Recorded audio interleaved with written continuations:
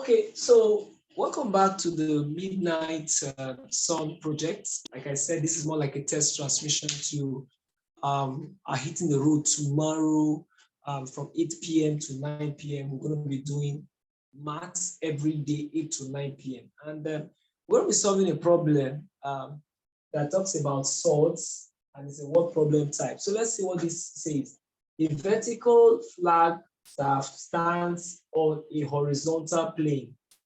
So vertical, standing on an horizontal plane. On a horizontal plane from a point 150 meters from its foot. The angle of elevation of its top is found to be what? 30 degrees. Find the height of the flag staff in surd form. Now, when we're talking about elevation, it means seeing up. Depression means seeing down. So it means that if I'm talking about elevation, I'm looking at a standpoint where I'm down and I'm looking up. But depression means I'm up looking down. So let's click this now. A vertical flag staff stands on the horizontal plane. So this is what it means. This is a flag. Now, from a point 150 meters from its foot, the foot of the flag, the angle of elevation of its top is found to be what?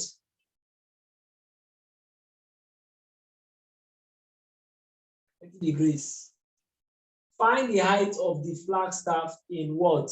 Surd form. This is what we are told to find, this height. This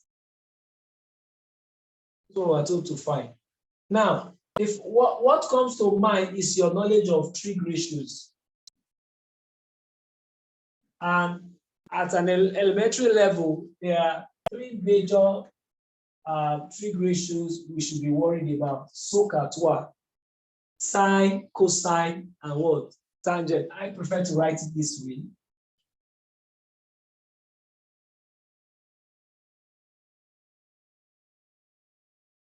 I like to write mine that way. All right, so now, this is the angle of interest. What is this angle seeing? Whatever the angle sees is opposite. Whatever the angle is sitting on is what? Adjacent. And this is 90 degrees because they are told vertical, horizontal. So where 90 degrees is seen is called the hypotenuse. And if you watch the problem, I don't have any business with hypotenuse. So likely I will need opposite and I will need adjacent. So what rings the bell? Tan. So that's going to be what? H over 150 equal to what? Tan 30 degrees. Now, what is tan 30 degrees? Now, this is where there may be a bit of an issue for you. You need to memorize this.